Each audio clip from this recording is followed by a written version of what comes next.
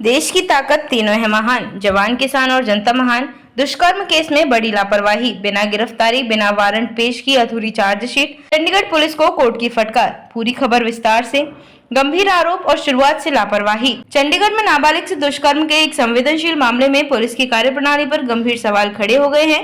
Police ने न केवल आरोपी की गिरफ्तारी के बिना चार्जशीट दाखिल कर दी, बल्कि नॉन बेलेबल वारंट जारी करने और उसे भगोड़ा घोषित करने की कानूनी प्रक्रिया भी पूरी नहीं की। मामला 15 वर्षीय लड़की से जुड़ा है, जो जून को लापता हो गई थी। पीड़िता 13 जून को घर लौटी और अपने साथ हुई घटना की जानकारी परिवार को दी। इसके बाद पुलिस ने बीएनएसएस की धारा 183 के तहत पीड़िता का बयान दर्ज किया और उसकी काउंसलिंग भी करवाई। 15 जून को पुलिस ने भारतीय न्याय संहिता की धारा 65, 87 और पॉक्सो एक्ट की धारा 6 के तहत हरियाणा के जिंद निवासी नवीन नामक आरोपी के खिलाफ एफआईआर दर्ज कर दी। आरोपी फरार, पुलिस का जल्दबाजी में कदम। एफआईआर दर्ज होने के बाद पुलिस ने आरोपी के जिंद स्थित घर पर छापेमारी की, लेकिन वह नहीं मिला। आरोपी तब से फरार है। इसके बावजूद पुलिस ने 2 महीने पूरे होते ही केस की चार्जशीट अदालत में जमा कर दी, वो भी बिना आरोपी की गिरफ्तारी, बिना वारंट और बिना उसे भगोड़ा घोषित किए। कोर्ट में कड़ा सवाल जवाब।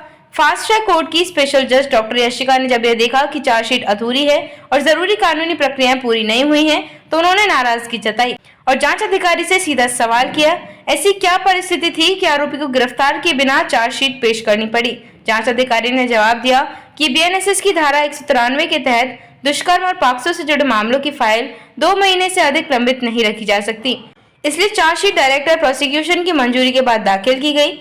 जज का सख्त रुख, नए कानून को गलत समझ रहे हैं।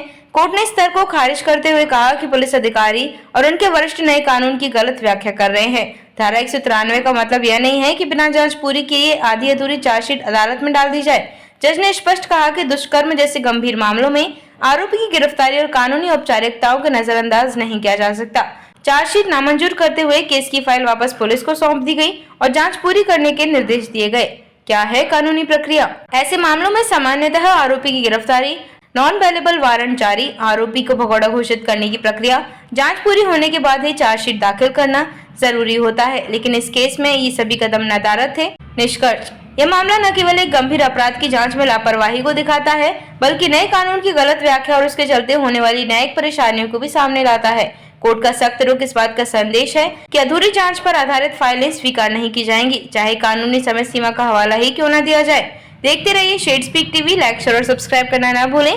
देश, लोकतंत्र और भविष्य की सबसे बड़ी खबरों के लिए।